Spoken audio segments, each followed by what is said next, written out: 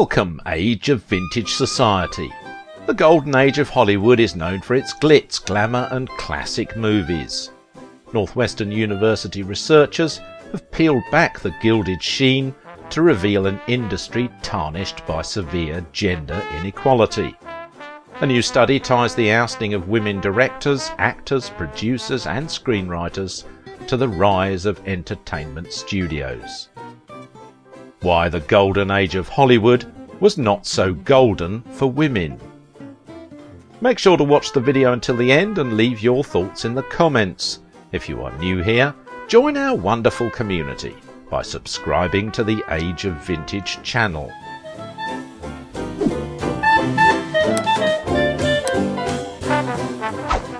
Golden age of Hollywood was not so golden for women. Hollywood's golden age saw massive dip in female film representation. New research on the significant gender imbalance in Hollywood reveals long trends in female representation in the US movie industry, specifically a sharp decline associated with the era known as studio system from about 1922 to 1950. The researchers found that female representation in the film industry hit an all-time low during the so-called Golden Age. Women representation in the industry still is struggling to recover today. If an alien race tried to learn the ways of humankind by screening our most famous films, they'd end up with a very skewed impression of women's role in society. Over the past century plus of film, women have made up only a paltry minority of the individuals on screens, behind cameras and in writers' rooms. This lack of female representation, which persists today, was at its most dire during Hollywood's so-called Golden Age.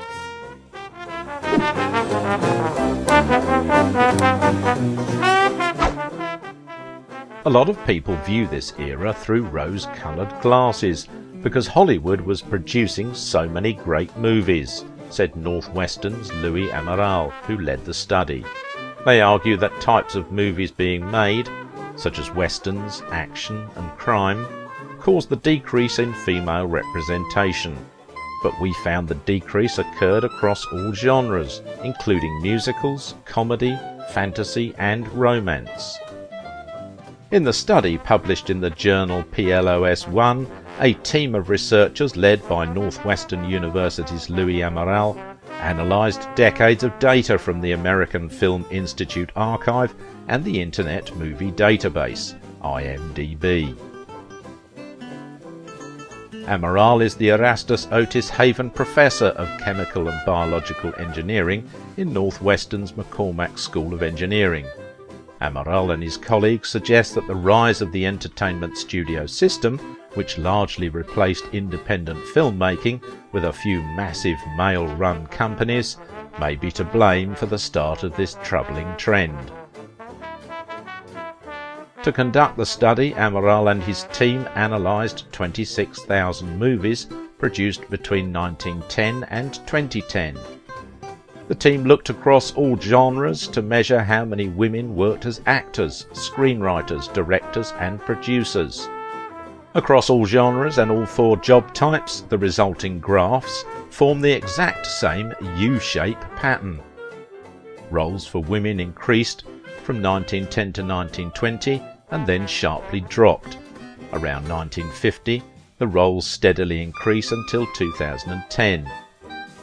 In general, we found that the percentage of women compared to men in any role was consistently below 50% for all years from 1912 until now, said study co-author Muriel Denand, a former intern in Amaral's laboratory and current student at Massachusetts Institute of Technology.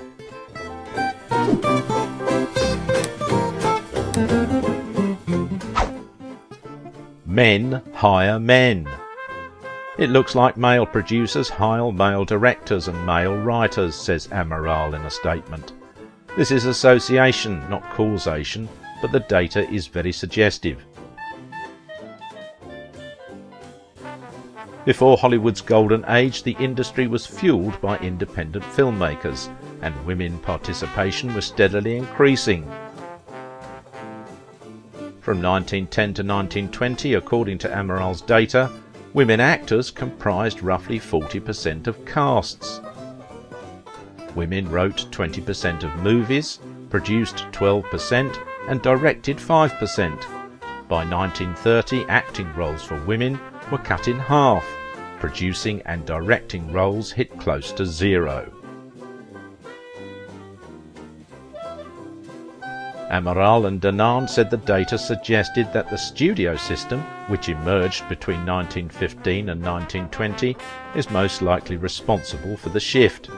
The industry condensed from a somewhat diverse collection of independent filmmakers scattered across the country to just 5 studios: Warner Brothers, Paramount, MGM, Fox and RKO Pictures, which controlled everything.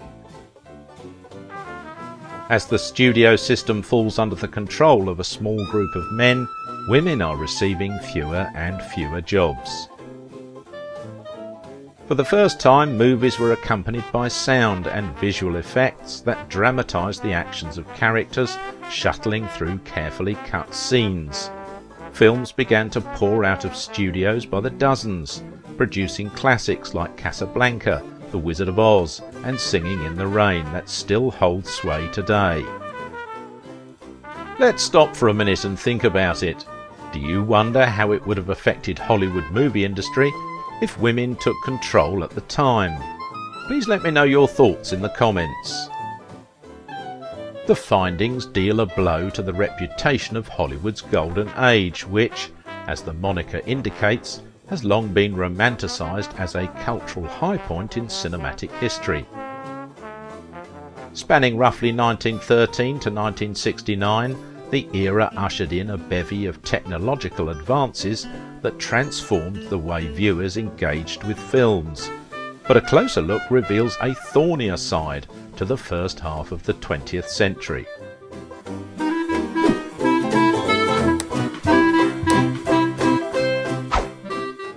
Though roles for women became more abundant during the 1910s, all 4 fields saw a dip in gender parity after 1920 that lasted for the next 3 decades. The switch to studios funneled almost all film production and distribution to a handful of companies that, the data suggests, were loath to bring women into the workforce, and as independent filmmakers blipped off the map, acting roles for women became few and far between, while producing and directing roles all but disappeared. Studio monopolies began to unravel during the 1940s, in the wake of 2 lawsuits, one of which was led by Gone with the Wind actress Olivia de Havilland. Governing bodies stripped studios of several of their exclusive rights, allowing smaller companies and artists to re-enter the film-making fray. Women have made strides in establishing their role in the film industry, moving ever closer toward gender equality. In fact, the number of top films directed by women in 2019 had doubled from the previous year, and women accounted for 1/5 of all writers, producers, directors, editors and cinematographers of the top 100 grossing films of 2019. Despite this rise, things are still moving slowly, prompting Amaral to seek out the root of this trend. While some research suggests that gender diversity can play a significant role and reap various benefits across industries, women remain vastly underrepresented in many fields, including the US movie industry. Lack of interest or differences in innate ability are sometimes hypothesized as the reasons for the gender imbalance in professional fields. But let's point out that the movie industry is unlikely to be affected by such factors.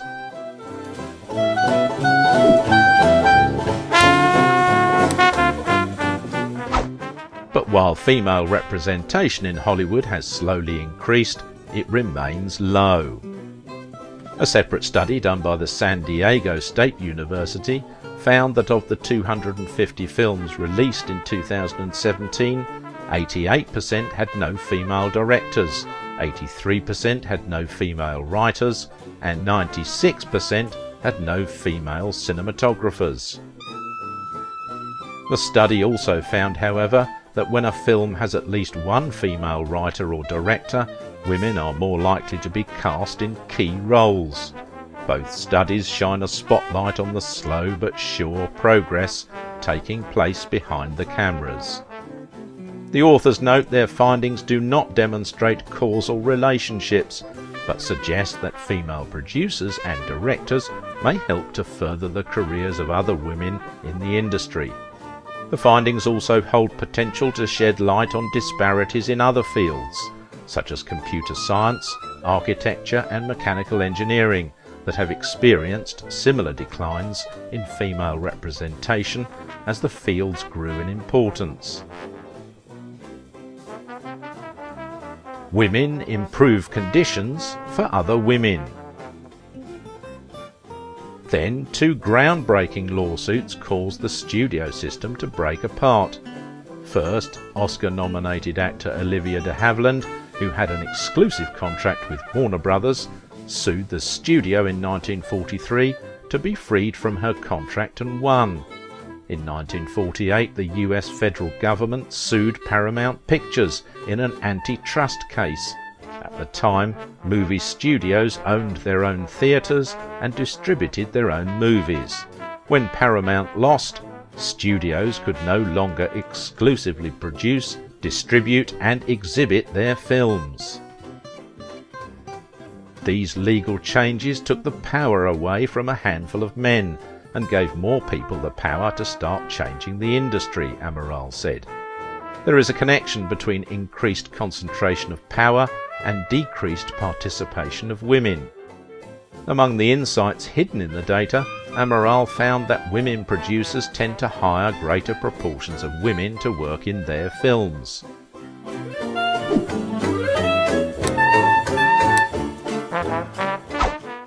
Among those newcomers were women who, in turn, began to hire their own female employees. Women have been steadily pushing their way into film in the years since. Nowadays there are more female directors and producers than ever before, but both jobs were still dominated by men in 2010. What's more, the number of modern female writers still falls short of the all-time highs in 1920, when women made up 22% of that group, reports Jack Mulvin for The Times. Though it nods at decades of progress, the study highlights the stubbornness of Hollywood's gender gap. More than a century after filmmaking's cultural debut, prestigious cinema awards continue to snub women. On-screen diversity flounders remains an appalling norm. Women with power in Hollywood are making conditions better for other women. Perhaps in the future, more will rally behind the cause. If you liked this video, don't forget to give it a thumbs up, subscribe if you are new here, and if you want to support my work, please visit my Patreon page. Now it is your turn. We've seen women make both fantastic and bad movies. Do you think women should have more power in Hollywood's industry?